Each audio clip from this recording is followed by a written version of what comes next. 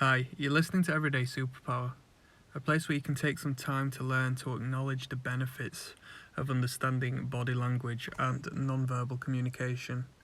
How are you going to be able to read minds of people, whether they are lying to you, whether they are attracted to you, and the signals you send out on a subconscious basis, so you're not even consciously aware that you're telling people what you truly feel through your body. If you're interested in learning any further, please click subscribe. Thank you. So today's lesson is going to be based on the baby-eyed gesture. Not literal baby eyes, but the wide eyes you'll see in your fellow person.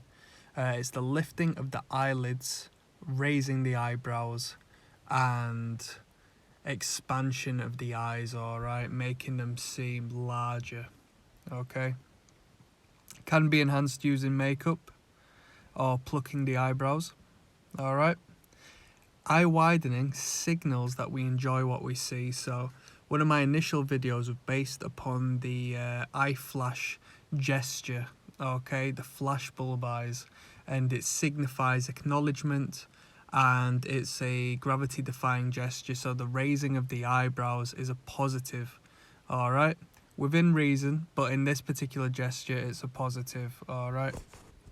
So today we're going to be using this more or less in the context of dating and courtship and attraction. Okay, what it means to you if you see this gesture, and just how to understand it generally speaking. So, as I said, eye widening signals that we enjoy what we see. Now why? Well, because the opening of the eyes allows more to be seen, okay? It's a accentuation and a concentration on the visual, all right? So if you were to close your eyes and block your eyes, which would be the counter opposite, an eye blocking behavior, you're shutting out what you see before you, okay? Because it's quite distasteful for your brain to absorb, whereas the vice versa would be to open your eyes to absorb more, okay? So if somebody puts these eyes on in the face of you, it's as if to say, I like what I see and I want to see more of it. So in doing so, my eyebrows are going to raise in a positive manner, and I'm going to look at you with a very bold intent and absorb what I can see, okay? More than likely could come with the dilation of the pupils, which is a state of positive arousal within reason, but in this particular case it would be, and a lack of constriction of the pupil. Although when it comes to the dilation and the constriction, you do have to take into consideration the environment you're in, all right? As light environments constrict the eyes naturally, so it doesn't hurt the eye by absorbing too much light, and in a dark environment the pupil naturally dilates, all right, in order to take in more light for increased visibility. It's not as effective for men, this behaviour, but women can signal a more childlike appearance, all right, worthy of protection, all right. Why? Because it triggers a paternal instinct within the man. Marilyn Monroe was really good at having this childlike appearance, which would really be able to seduce a man into a state of wanting to love and care for this individual. A lot of our behaviours in psychology is written and done by the time we've come out of childhood. We just deal with things in a more indirect manner, all right? So it triggers a paternal instinct in the man. And why? Because babies and children during their development stage have very big, bold eyes before they're fully grown, all right. You see it in baby toys.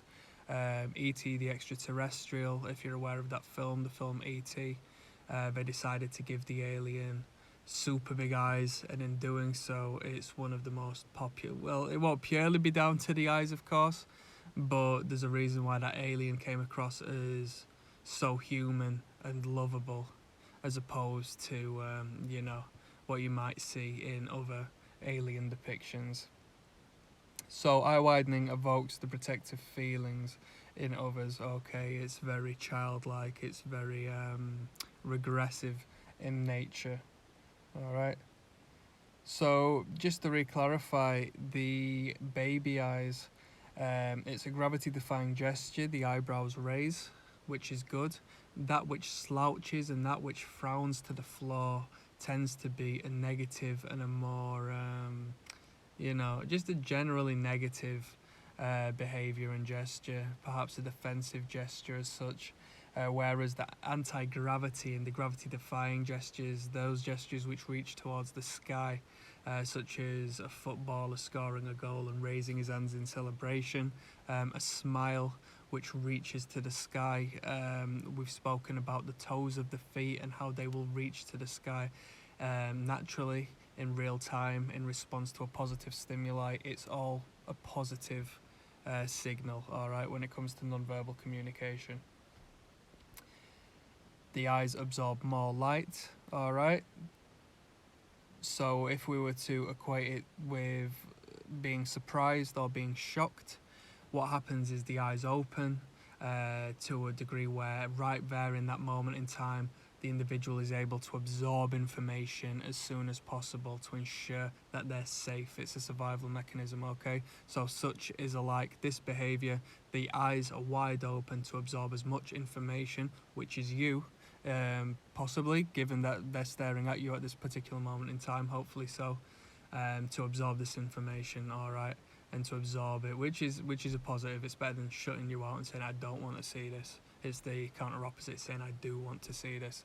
So when it comes to the dating scenario, it's quite beneficial.